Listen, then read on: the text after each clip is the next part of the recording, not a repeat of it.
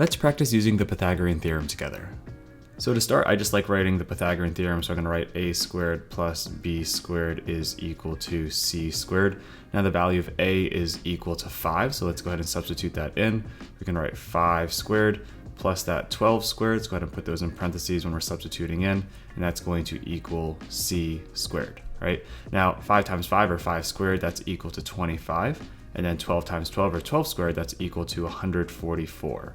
So 25 plus 144 must be equal to the hypotenuse squared. And if we go ahead and just add this 25 plus 144, that's going to equal 169, and that's equal to c squared. Okay. Now, if we're going to go ahead and just take the square root of both sides of the equation to find out the value of c, turns out that 169 is a perfect square, so we can go ahead and turn this around and say c is equal to 13. That would be the missing length here. And then just a quick little rough sketch, maybe we have a right triangle that looks like this. So A would be 5 on this side, 12 would be the other leg, and then we just found out the hypotenuse is 13, which is going to be the longest side of the right triangle. Let's check out number 2. For number 2, we are missing this A value, so one of the legs. We're given the other legs of B equals 8, and this time we have the hypotenuse of 16. Okay, so start off by writing our Pythagorean theorem first. We have a squared plus b squared, and that's going to equal c squared. Okay, now we don't know a, so we're going to leave that alone. We'll keep it as a squared. We do know the value of b is equal to 8, so we're going to substitute in 8 squared. And then for c, we know that's 16, so let's substitute that in and write 16 squared. All right, now squaring this 8, that's 8 times 8, that'll be 64, so we can write a squared plus 64, and that's equal to, and then 16 squared is 16 times 16, that's equal to 256. Next, we can go ahead and subtract 64 from both sides of the equation, so we can isolate our power there, or a to the second power.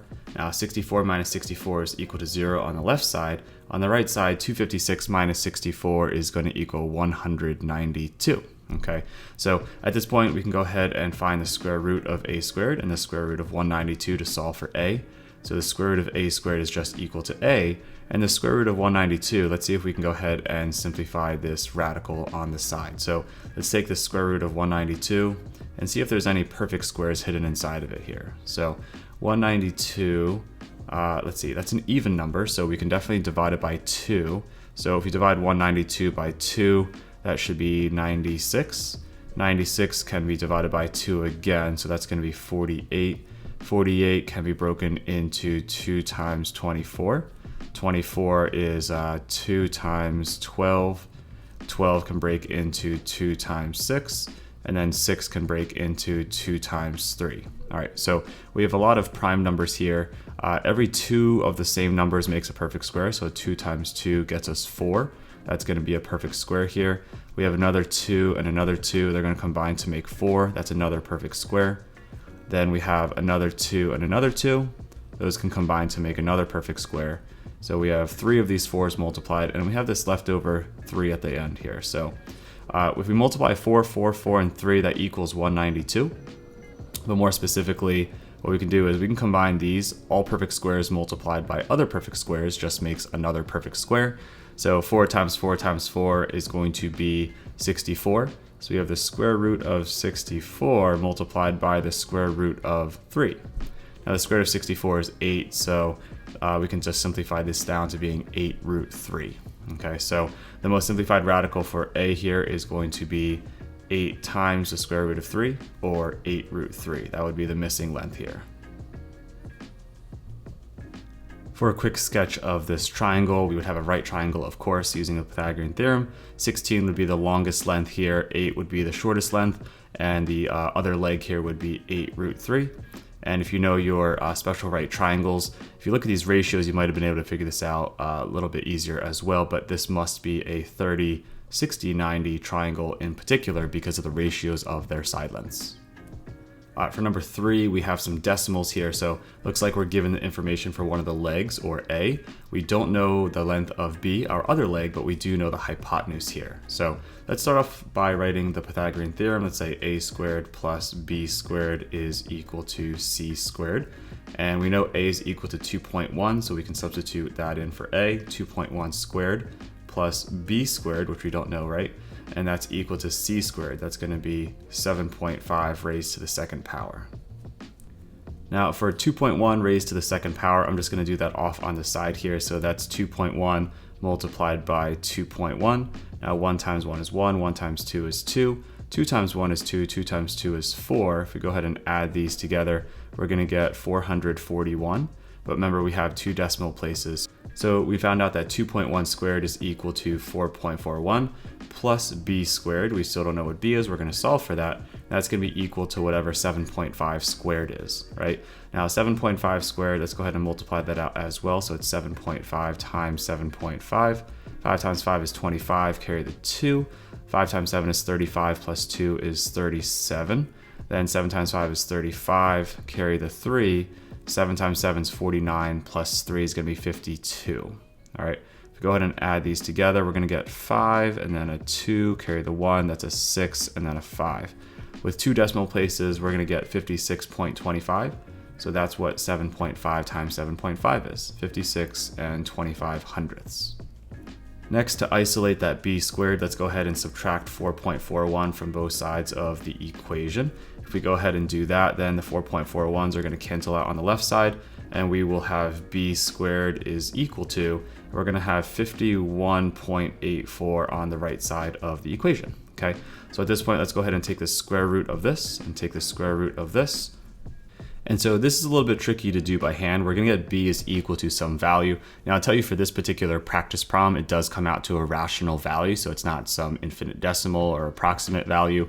It's actually going to be, you know, an exact value here, right? Now here's kind of like my thought process in terms of deciding what things to try or what numbers to try. We know that b has to be greater than 7, right? Because 7 times 7 is 49. And we know b has to be smaller than 7.5, just because we knew that 7.5 times 7.5, this 7.5 squared, is 56.25. Okay, so if I'm telling you that we know b is an actual rational value, that leaves the possibilities of perhaps 7.1, 7.2, 7.3, or 7.4, right? For starters, at least to the nearest tenths place. So I would totally start here. It could be something rounded to the nearest hundredths place, or exactly to the hundredths place, I mean.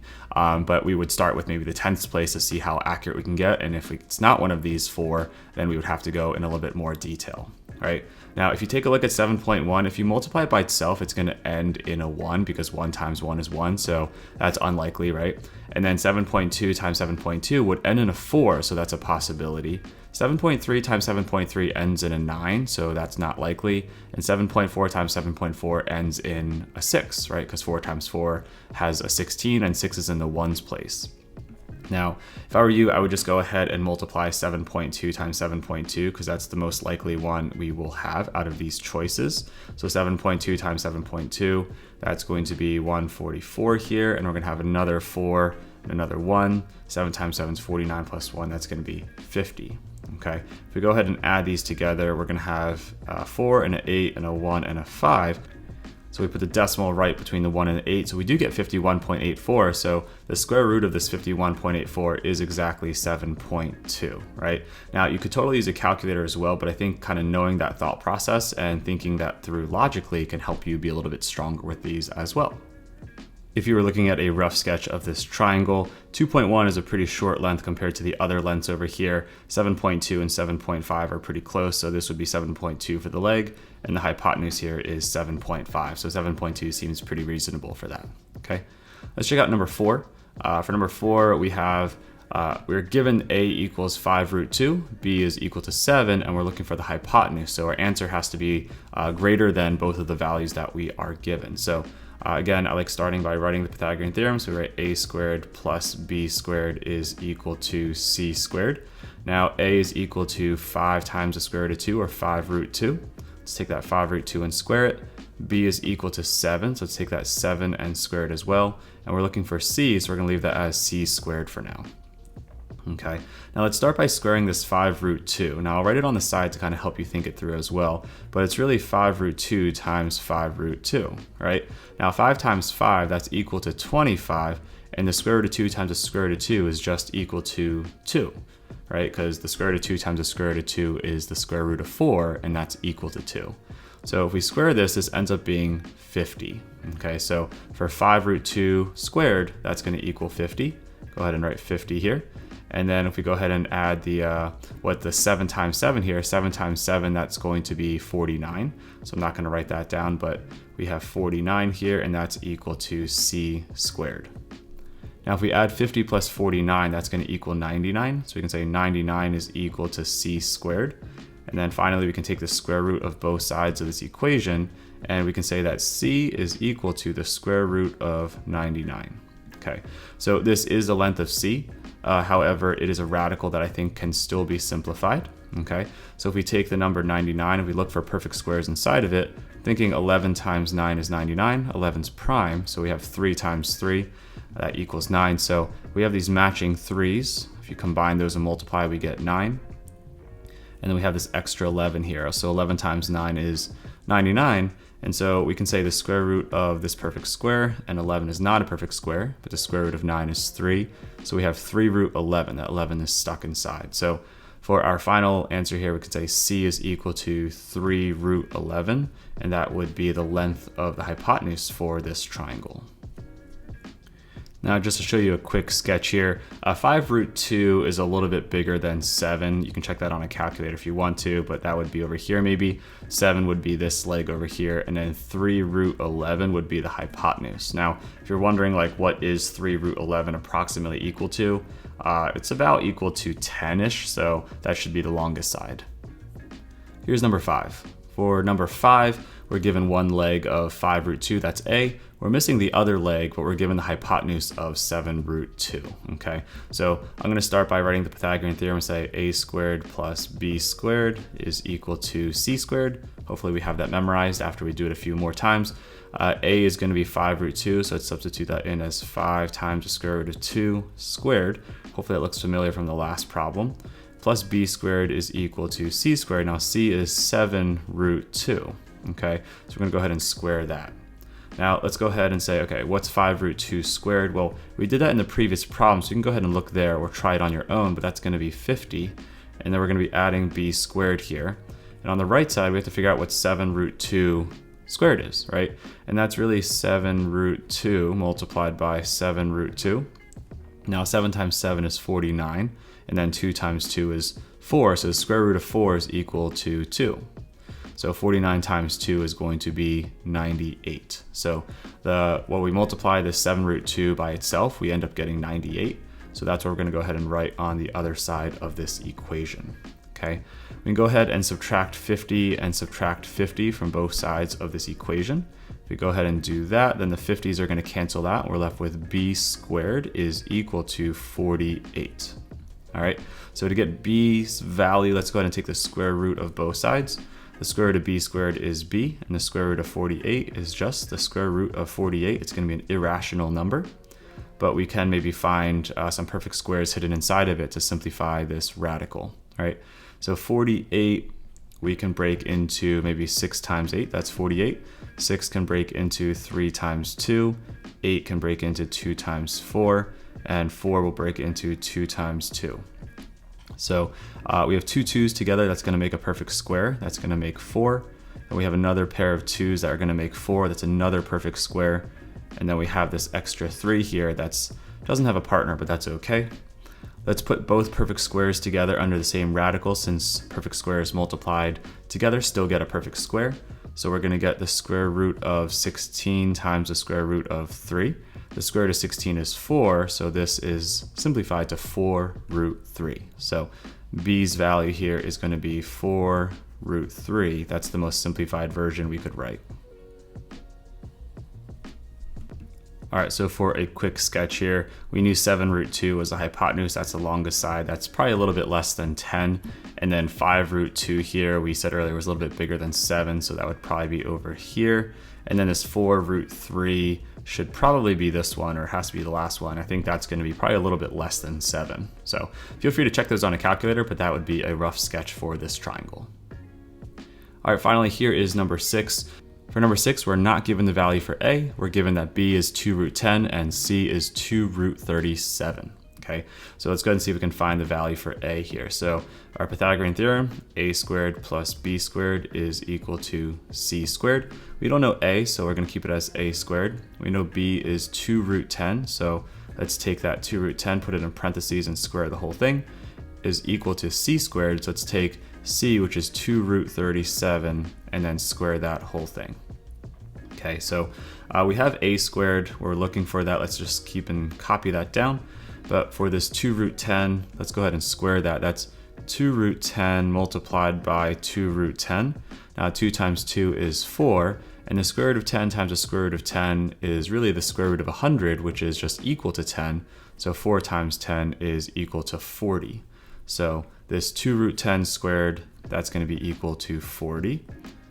And then now for this 2 root 37, let's go ahead and see what that is. So 2 root 37 multiplied by 2 root 37.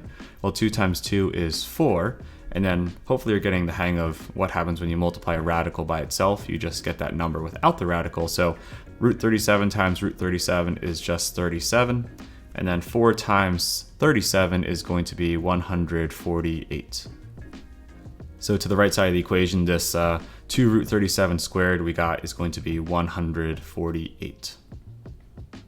Okay, now we have an equation here that's solved by taking square roots. We can go ahead and subtract 40 and subtract 40 from both sides of the equation. If we go ahead and do so, then the 40s are going to cancel out on the left side. We're going to have a squared is equal to 108. And then to get a completely alone, let's go ahead and take the square root of both sides of the equation. On the left side, we'll have a, and on the right side, we'll have the square root of 108. All right, so this would be our answer, but I think 108 has some perfect squares hidden inside of it. So let's go ahead and see if we can simplify it. All right, so 108, maybe we can divide that by 2 first. That's going to be 54. 54, we can do 2 and 27. 27, we could do 3 and 9. And 9, we could do 3 and 3. So any two numbers that we pair up is a perfect square. So 2 and 2, that's going to make 4. Okay, and then we have a 3 and a 3, that's going to make 9. So 4 and 9 are perfect squares. And we have this extra 3 over here, so let's continue to add that to the sentence. And so the two perfect squares can go together and the non-perfect square can go by itself.